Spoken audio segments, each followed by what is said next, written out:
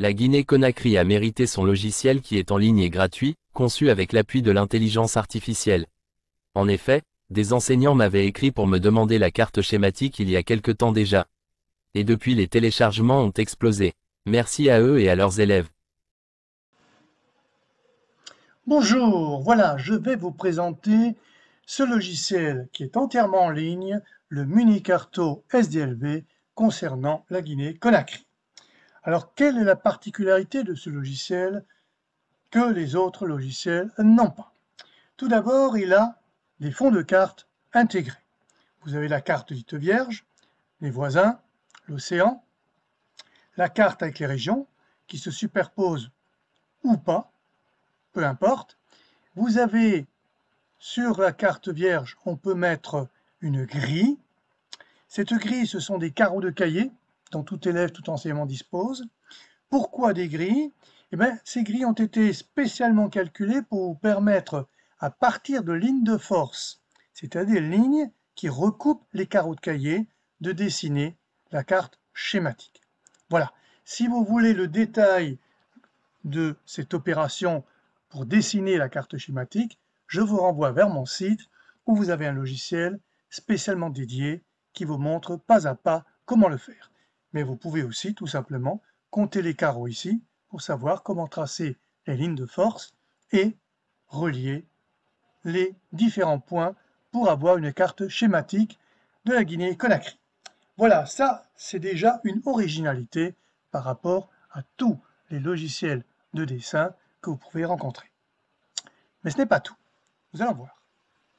Alors pour aller plus loin dans la présentation de ce logiciel, dont je précise toujours qu'il est en ligne et bien sûr gratuit, je décoche l'ensemble des fonds de cartes qui ne me servent à rien parce qu'il faut un peu de clarté. Alors attention, vous avez certes une poubelle ici, tout le monde connaît, supprimer, mais le fond de carte, vous ne pouvez pas le supprimer, il faut le décocher. C'est bien la particularité de ce logiciel fond de carte intégré. Alors vous avez tout au départ des outils de dessin. Ils sont là. Vous avez pour chaque outil de dessin la possibilité d'augmenter ou de diminuer l'épaisseur du trait. Vous voyez bien, je clique sur plus ou je clique sur moins. Alors j'ai bien sûr un trait droit. Voilà. Trait droit qui peut aussi être un trait en pointillé. Il suffit de cliquer ici. Voilà. Et la particularité du pointillé, c'est que les pointillés sont proportionnels par rapport à l'épaisseur du trait. Regardez ce que ça donne. Je prends un pointillé, épaisseur du trait 1. Voilà. C'est proportionnel. Je le fais en trait plein. Le trait plein est bien sûr plus fin aussi. Ça, c'est une première particularité qu'on n'avait pas forcément dans tous les logiciels de dessin. Pour le reste, vous avez bien sûr la possibilité d'avoir un cercle. Alors attention, chaque fois que vous cliquez sur un de ces outils, on retombe automatiquement sur le trait plein. Pourquoi? C'est parce que j'ai souhaité que l'élève qui trace, par exemple, comme tout à l'heure ici, un pointillé, on va mettre un pointillé, lorsqu'il passe à une autre figure, le rectangle, il ne pense pas automatiquement à décocher le style, donc il est automatiquement trait plein, parce que la majorité du temps, vous faites vos figures en trait plein. Voilà, c'est une première étape, mais ce n'est pas tout, il y a d'autres choses importantes. Ce logiciel en ligne gratuit, qui s'appelle Minicarto SDLV, a un munigraphe intégré. Qu'est-ce qu'un munigraphe pour ceux qui ne connaissent pas mon site? Le munigraphe, c'est un normographe que vous utilisez pour le papier, un normographe, mais qui est spécialement étudié pour les schémas, les croquis et les cartes de géographie. Alors, le munigraphe ici, dans le logiciel, reprend l'ensemble des figurés qui sont disponibles sur le vrai munigraphe que vous pouvez obtenir sur mon site. Alors, très simple, il suffit de cliquer sur un figuré. Vous avez cliqué ici sur le triangle. Numéro 20, c'est le même que celui du normographe, munigraphe que vous pouvez acheter et poser sur une feuille de papier. Je clique quelque part dans ma carte et j'ai effectivement ce triangle.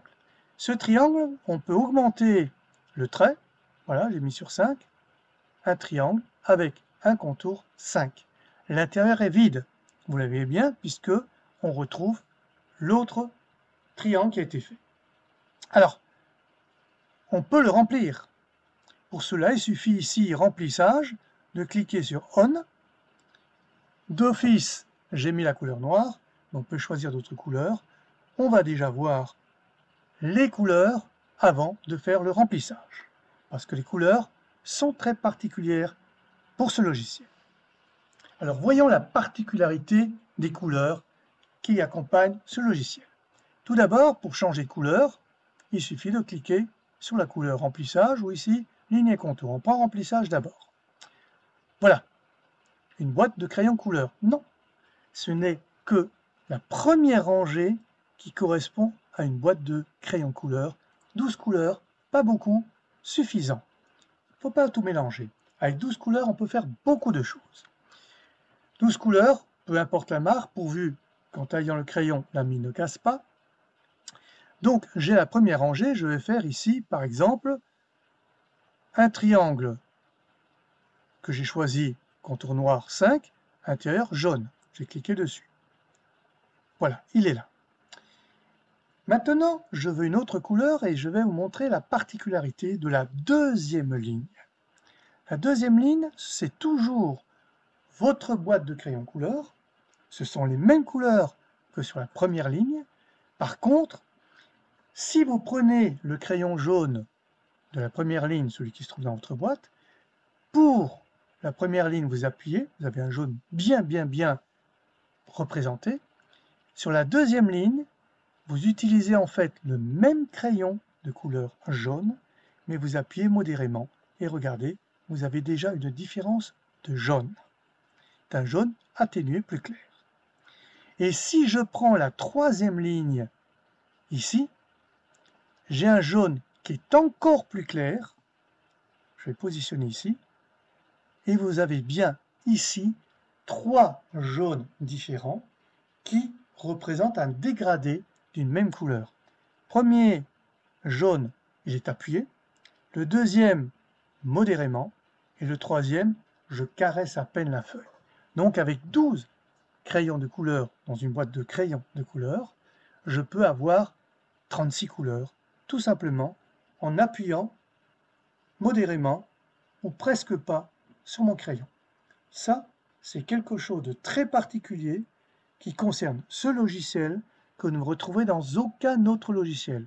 Et cette particularité fait qu'à partir du croquis, du schéma ou de la carte que vous avez produit ou produite sur ce logiciel ou avec ce logiciel, vous pouvez facilement passer sur la feuille de papier puisque c'est la même chose. Première nouveauté, très intéressante. Mais ce n'est pas tout. Alors, je ne l'ai pas dit, c'est évident, ça coule de source. Pour les lignes et les contours, vous avez les mêmes 36 couleurs, première rangée, deuxième rangée, troisième rangée. Eh bien, nous allons choisir une autre couleur, cette fois-ci, le rouge. Et nous allons passer à un outil qui n'a pas été abordé ici, le pot de peinture. Le pot de peinture. On passe à la carte schématique, c'est un peu plus simple, bien que la carte normale suffise. Et cette partie-là, j'ai envie de la mettre en rouge. Alors normalement, pour un logiciel quel qu'il soit, je trace un trait et avec le pot de peinture, je pointe dedans, je clique. Je clique pour que l'ensemble de la zone devienne rouge. Ici, non, ça ne fonctionne pas comme ça. Je peux tracer le trait si j'en ai envie, ou ne pas le tracer. L'essentiel ici, c'est de reproduire avec ce logiciel le geste que vous allez faire sur votre feuille de papier. Et ça va vous apprendre à être soigneux. Alors je suis sur une feuille de papier, je commence au début, et l'intégralité de mon parcours, je le visualise. Alors normalement, sur votre feuille de papier, vous ne faites que les contours et vous remplissez après. Ici, c'est un logiciel, inutile de remplir, il le fait quand même à votre place. Mais vous êtes obligé de passer par tous les éléments. Et ça, cette action va vous permettre d'être soigneux, de bien gérer votre feuille de papier lorsque vous passez à la feuille de papier. Alors si d'aventure vous dépassez, et si je n'ai pas dépassé, sauf pour le trait, vous avez bien sûr la gomme, pas de couleur, pas de pointillé bien sûr, rien du tout, la gomme est forcément en blanc. Je peux augmenter ou diminuer le trait, pour une gomme, il vaut mieux que ce soit un trait imposant, afin que ce soit vite gommé. Voilà, j'ai gommé le dépassement. Voilà une utilité qui va vous aider à mieux travailler votre feuille de papier. Mais ce n'est pas tout. Autre particularité de ce logiciel, on peut écrire. Il y a des paramètres de fleuves, pourquoi pas, de villes, les pays voisins, c'est pas la peine, ils sont déjà, ou tout simplement pour construire ici ou là votre légende. Alors comment est-ce qu'on écrit? Mais on n'écrit pas au hasard, on clique ici sur cette icône qui représente le A. Vous avez une taille d'écriture à choisir. J'ai mis d'office le 12, mais vous pouvez, comme pour l'épaisseur, diminuer ou augmenter au choix. Et lorsque j'ai pris la taille de l'écriture que je souhaite, il me suffit de cliquer à un endroit précis, là par exemple, pour faire apparaître plus tard mon écriture lorsque j'aurai dit ce qu'il faut écrire.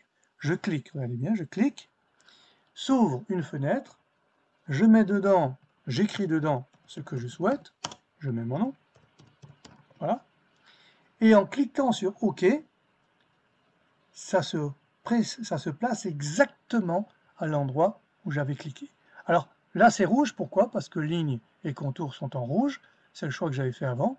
Je peux le mettre en noir, pareil, je clique ici, vous allez voir que ça part d'ici, toujours mon nom, c'est le même, évidemment il ne va pas changer, et regardez bien, c'est en noir, c'est là où j'ai cliqué. Alors petite chose aussi, vous ne pouvez pas, comme dans certains logiciels, déplacer l'écriture, c'est mal placé. Vous pouvez en revanche l'effacer, ou la remettre avec l'autre flèche. Voilà, vous connaissez ces deux flèches, j'efface la dernière action, je remets la dernière action que j'ai effacée. Tout à fait traditionnel. Et puis j'enlève, lorsque je n'en ai plus besoin, ici, cette possibilité d'écrire. Mais j'ai d'autres nouveautés, on va le voir tout de suite. Alors pour cette nouveauté-là, il faut faire table rase, donc vous connaissez, poubelle, qui efface tout. J'enlève la carte schématique, pour que c'est un tout petit peu plus clair. Plus clair quoi? Ben, tout simplement la nouveauté que je vais vous montrer. Tous les mini-cartos SDLV vont avoir, et celui-là aussi, un mini-atlas, c'est-à-dire 12 cartes, tirées ici d'Internet. Les sources sont mentionnées bien sûr. Ces cartes vont vous permettre de travailler agréablement à la construction d'un schéma, à la construction d'un croquis, à la construction d'une carte de géographie. Alors, vous avez par exemple la carte générale, voilà, les routes, les fleuves, etc., les villes, c'est une carte générale.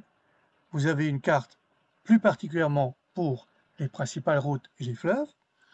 Vous avez une carte des climats, avec la légende, une carte des mines, très intéressante, et vous avez bien sûr la carte du relief, très belle carte du relief, il y en a 12 en tout. À vous de choisir celle dont vous avez besoin pour votre démonstration. Alors évidemment, vous pouvez dessiner dessus, sans aucun problème. Je dessine dessus, alors à main levée, 4, pour montrer qu'ici, il y a une zone de relief. Voilà, la zone de relief est ici. Je l'isole bien.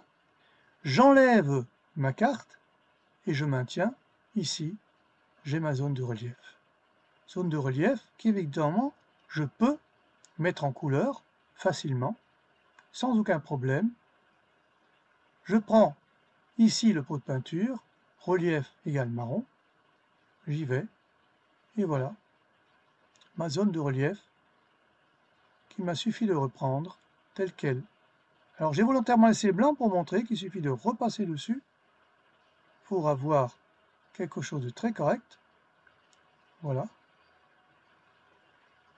Et voilà, tout est marron. Et ça correspond bien, carte de relief, à cette zone de relief.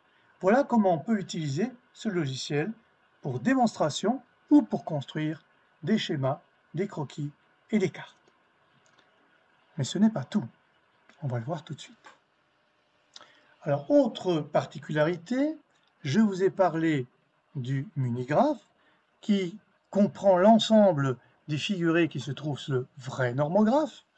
En revanche, sur le vrai normographe, vous avez ce que j'appelle des têtes de flèche, parce qu'il est souvent très difficile de dessiner une tête de flèche qui soit cohérente. Alors là, par contre, j'ai déplacé les têtes de flèche du munigraphe vers les outils de dessin. Pourquoi? Simplement pour vous faciliter un peu le travail, parce que la tête de flèche toute seule, il faudra l'orienter, il faudrait rajouter le corps de la flèche. Et bien pour rassembler tout ça en une seule opération, j'ai décidé pour vous de le mettre dans les outils de dessin. Alors je prends par exemple la flèche à tête dite pleine, je la rends assez conséquente et je lui donne la couleur bleu marine ici. Bleu tout simplement pour, regardez pourquoi, je mets ici une flèche qui entre, une flèche qui sort, et ça donne quoi? Import-export. Voilà, je peux aussi tracer d'autres flèches qui sont ouvertes, tout simplement, plus petites. Là, 7 c'est un peu gros, 2 suffira. Je les mets en marron, et cela peut figurer, par exemple, pour des exodes, l'exode rural, par exemple. Voilà, j'ai donc mis quelques figurés dessus. Je n'ai pas besoin d'en rajouter d'autres pour vous montrer ce qui va suivre. Ce qui va suivre, c'est très simple. Vous allez pouvoir, avec ce logiciel en ligne et gratuit, sauvegarder votre dessin. Sauvegarder le dessin, c'est-à-dire, je garde ce que j'ai dessiné pour l'utiliser plus tard, pour le montrer à d'autres élèves, pour le montrer à des camarades, ou si je suis élève, étudiant, le montrer au professeur. Je clique sur sauvegarde. J'ai mis d'office un nom dedans, Guinée-Conakry Croquis. Vous pouvez en choisir un autre. Moi, je le mets dans téléchargement pour faire un peu vite. Je clique dessus. Ça y est, c'est fait. Plus rien à faire.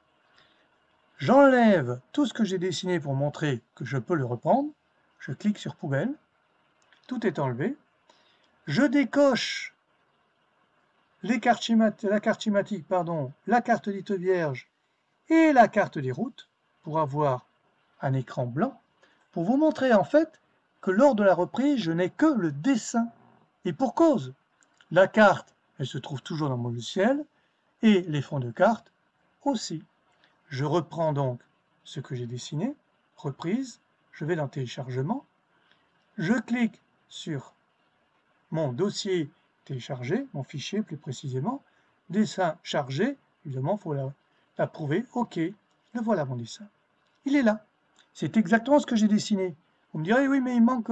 Non, il manque rien du tout.